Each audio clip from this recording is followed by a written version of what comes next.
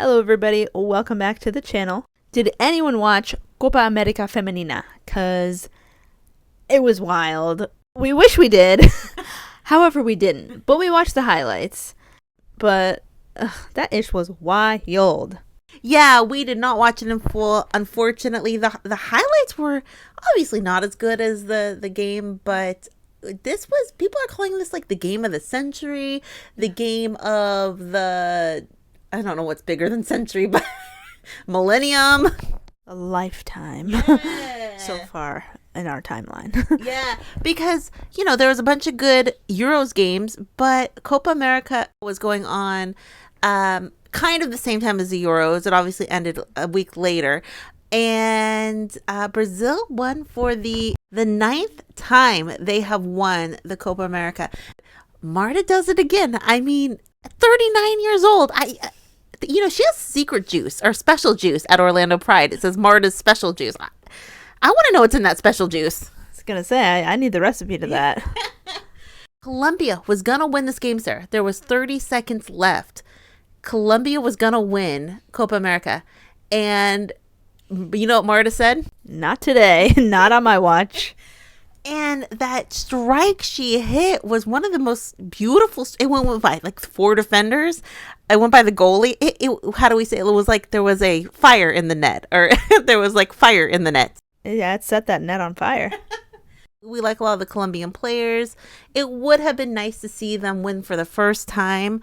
But, I mean, this game had everything.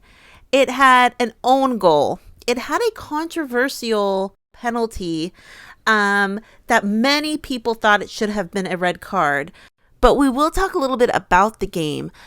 It started off it didn't start off, but the first goal happened in the 25th minute. Lindsay Cicedo put it in the back of the net, and Colombia was up 1-0. Although it did go to VAR, and it's a different type of technology there. I don't know if it's better or worse. You guys let me know down below. But it looked close to being offsides, but it was ruled that it was not offside. But let's go to that call that was kind of controversial. It happened in the 45th plus 4th minute, I think, almost at the end of the half. And, you know, it was getting physical out there. I think these two teams kind of have a reputation for playing a little more of a physical game. But a lot of people thought that the Colombian player, Carabalí, a lot of people think that should have been a red. Like, if you look at the way completely off ball, gets the Brazilian player by surprise, a headbutt, they're calling it. And even Lindsay was practically emphatic. That's a red card. There's no way that isn't a red card. That's not a red card. And then the ref goes, yellow card. Yeah, I'm pretty sure I've seen Rams do the same thing, yeah. Like when they're hitting their horns. Like, this is football, American football. Yeah. Like, where's your helmet? That was super aggressive. Because I know there's specific rules for certain things. Like, if you pull someone's hair, that's an automatic red. But something like this, you see it went to VAR, you see it probably should have been a red. Now, Colombia ended up losing anyway, so maybe it was bad karma because Colombia ended up losing. But the one comment I did see, I mean, everyone, if you go on social media, everyone's like, red card, red card, red card. And then I did see this point of view, though. I'll read this comment. If you start to replay earlier, you will see the Brazilian player kicking the Colombian player while she was on the ground first. The replay focused only on the reaction of the Colombian player. Ooh, see, I'm gonna have to see that whole clip then to see, you know. Oh, give them both red cards. Yeah, maybe both yellow cards, if not a red card. So that is a good... Introduce a new card, like a pink card or something. Well, wasn't that supposed to be the blue card? Does anyone remember what the blue card was going to be? Something? Maybe a blue card for both bad girls. Bad girls. But Brazil did get a penalty kick, and they did connect. And then, after that... own goal in the 69th minute for Colombia. Then Brazil scored in the 80th minute. Then it was all tied up in the 88th minute. Then MYRA RAMÍREZ scores a goal everyone thinks is going to be the winner. Everyone's like, that's it. Colombia's going to win Copa America. That's it. Game over. Case closed. And I know we already just talked about this, but Brazil, Marta said, like Sarah said, not today. So she scored a beautiful goal. And I know we just talked about it, but this goal was magnificent. It was so hard. The placement was so crazy. I think they said even if they were to get a glove on it, I don't think they could have saved it. But it was a thing of beauty. So that was the equalizer. So she saved it from the loss, but then they obviously went to extra time because it was a final.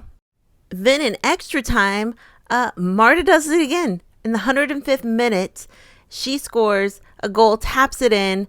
And we're thinking Marta did it again. She always finds a way to score. She did it again. She won it for because Marta came in as a sub. She didn't even start, so she came in as a sub, scored the 105th minute. Then Lacey Santos said, we're not quite ready to lose, because in a beautiful direct free kick, these goals were like out of this world. Tied it up, so that meant it went to PKs. The one kind of big thing was two things. Lacey Santos, after making that amazing goal, I believe the keeper saved her PK. So that was interesting. Then Marta could have won the game, been like the triple hero and won the game. But the keeper saved it, and it was not meant to be at that time. So she could, if she would have won with that penalty, I'm sorry, her would have been even more exciting. However, Brazil scored their PK, and then Carabalí, who should have probably gotten a red card. Is this bad karma? Because the keeper saved her card for the win for Brazil. So was it bad karma? I don't know. Probably not. But that was interesting. Theater. That's what everyone's talking about. It was theater. It was cinema. Now, to be fair, like that comment said, should it have been a double yellow or something? I don't want to pick on this player, but I think a lot of people maybe thought it should have been red. That was it for the ninth straight edition of Copa America. Brazil won. I think it would have been exciting for Colombia to win because, it's nice to see the new kids on the block. I believe only 1 year did Brazil not win, and that was in the year 2006, Argentina won. So, I would have been excited for Colombia to win, but, what's exciting now, everyone is saying who would be the winner between England and Brazil. Luckily, we get to find that out. England to rematch Brazil in the Finalissima, if that's how you say it. So we get to find out which team is, I don't want to say superior, but it's two different styles of football. Really is. The Euros, European Championships, a lot of defense-oriented wins, a lot of defense-oriented teams. I even saw somebody comment about the Copa America final. Defense was not as strong, and it was more offense-focused and more striker-focused. And that's just two different styles of football. Obviously, we don't know the nuances, but, when you look at them, would you say the type of football is more exciting, the high-scoring ones? Kind of, yeah. Love to see lots of goals. Yeah. I like a lot of goals, obviously. People, and it's kind of like, what's better? So that was exciting. Did everyone watch that? Everyone's talking about the drama, the cinema. Marta, 39 years old, just cannot believe it. And I saw this kind of funny thing though. Because she had retired from the national team. Then she came back because she goes, I'm not done. You know what I mean? And then someone goes, maybe I'll find the comment. Someone goes, I thought she retires. And then someone goes, she retires every year. Oh, she always does that. Yeah, she always does that. Exactly. That was kind of funny. So did everyone watch that? I guess the big controversy was the headbutt.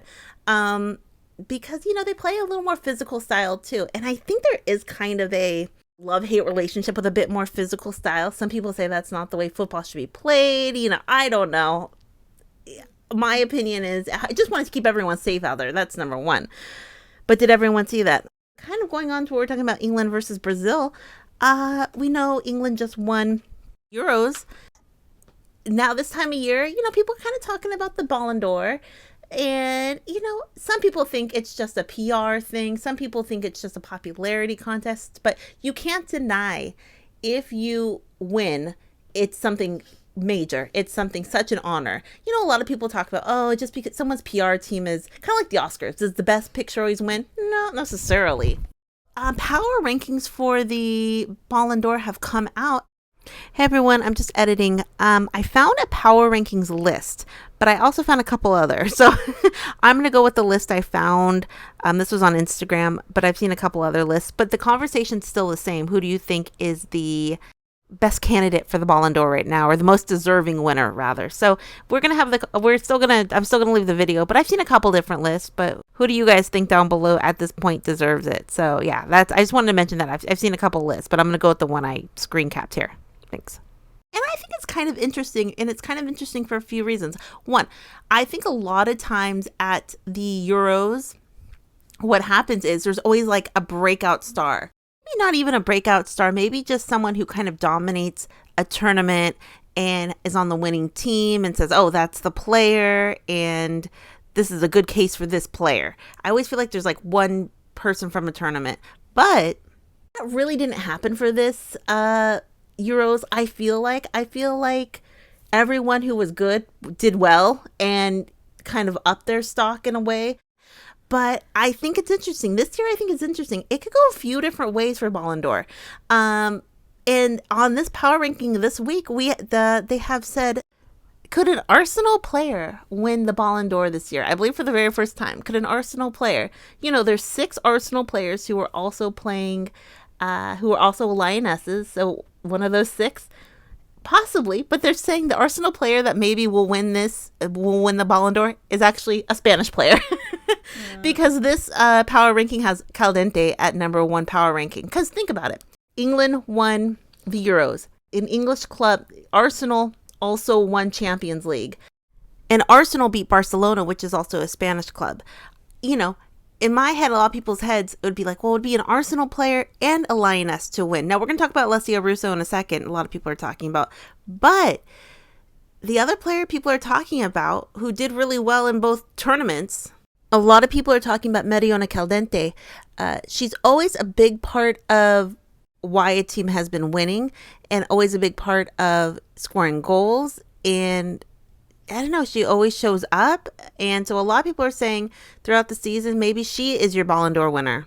But also, the next 2 on the list, I think it's kind of controversial a little bit.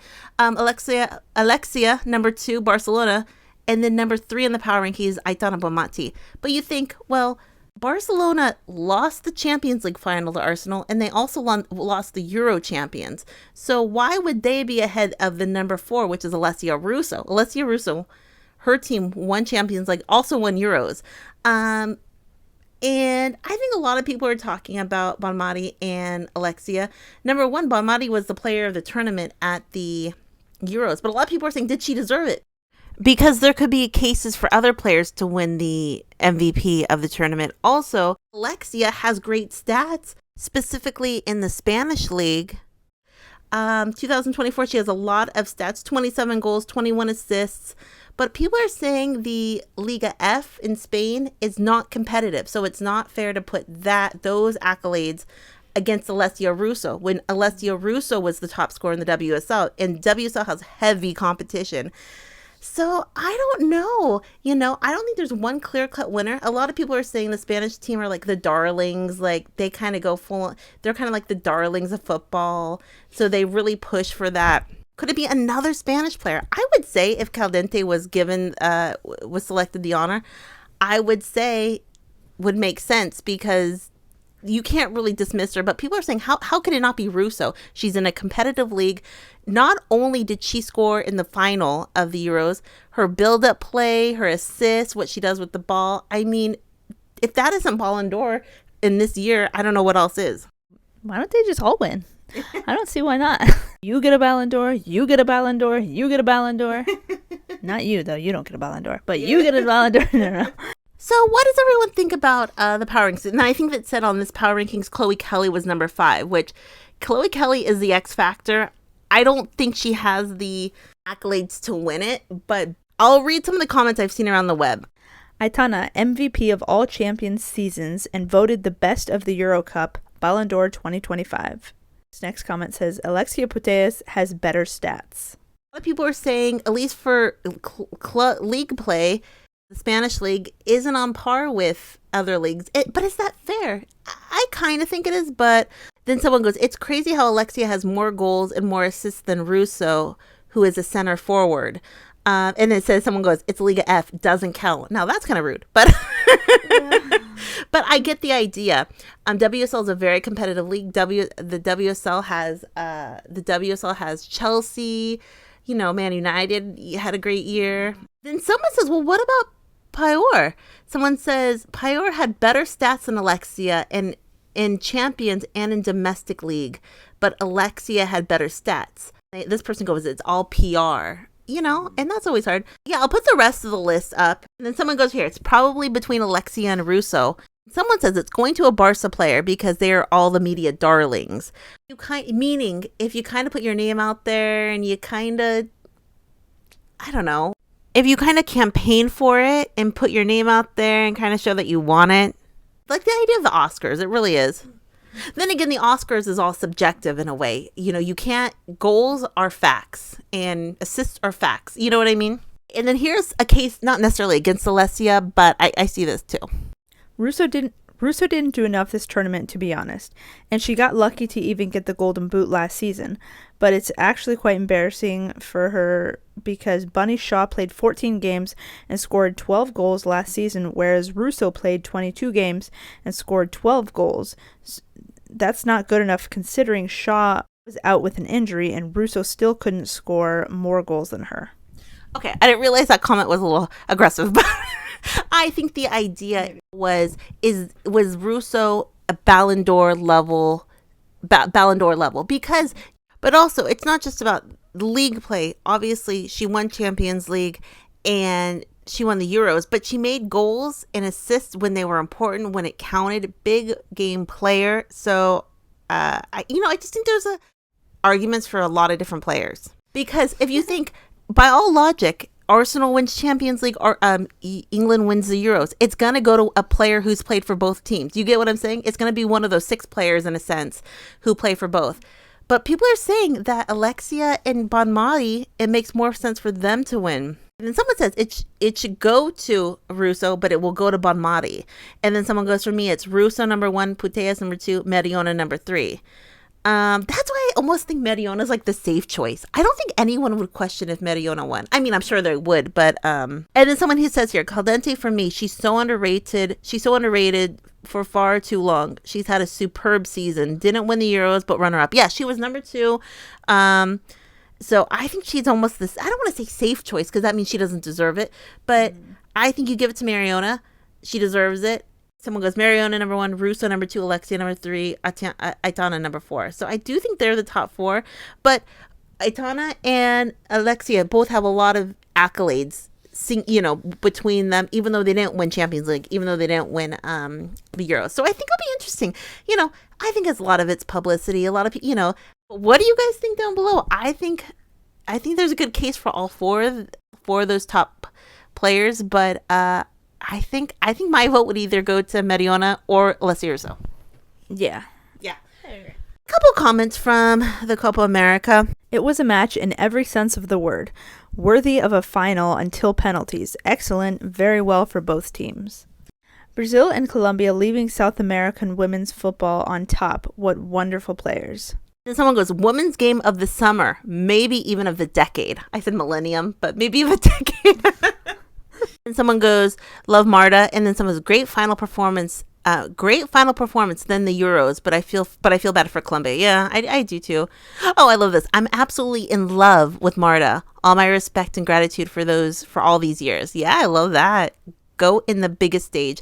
I'm sorry that those Marta just knows how to bring it. You know what I mean? Like, she's my Ballon d'Or winner. Heck. I know, right? What does everyone think? Questions, comments down below. Who is your Ballon d'Or winner at this point? And also, who's going to win the game against England and Brazil? They haven't set a date quite yet, but God, that will be the game of the century too. So I love it. Questions, comments down below. What does everyone think? Questions, comments down below. We'll talk to everyone later. Have a great night. Bye. Bye.